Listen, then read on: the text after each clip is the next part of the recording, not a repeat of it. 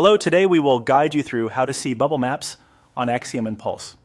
To begin, open Axiom and go to the Discover page.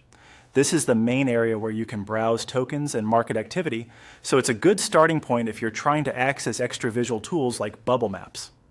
Once the page loads, give yourself a moment to get familiar with the layout. You'll typically see navigation options across the top and token-related information below. Next, look at the top of the page and click on Pulse. This section is where Axiom highlights active coins and trending movements in a more dynamic feed.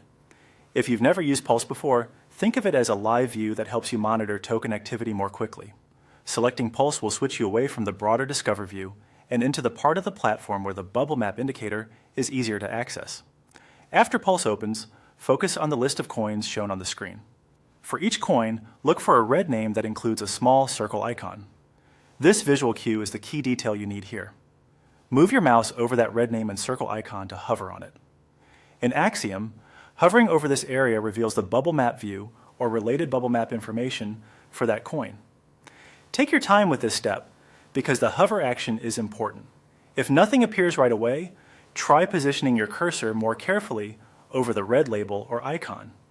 Small interface elements can sometimes be easy to miss, especially if the page is updating quickly. It may also help to pause your mouse for a second so the tooltip or preview has time to appear. As you repeat this on different coins, you'll be able to quickly check their bubble maps directly from Pulse without needing to leave the page.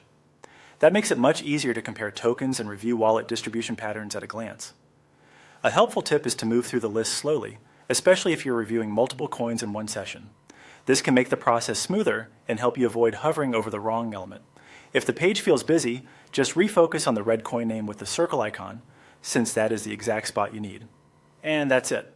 You've now learned how to see bubble maps on Axiom and Pulse by opening Discover, switching to Pulse, and hovering over the red coin name with the circle icon for each token.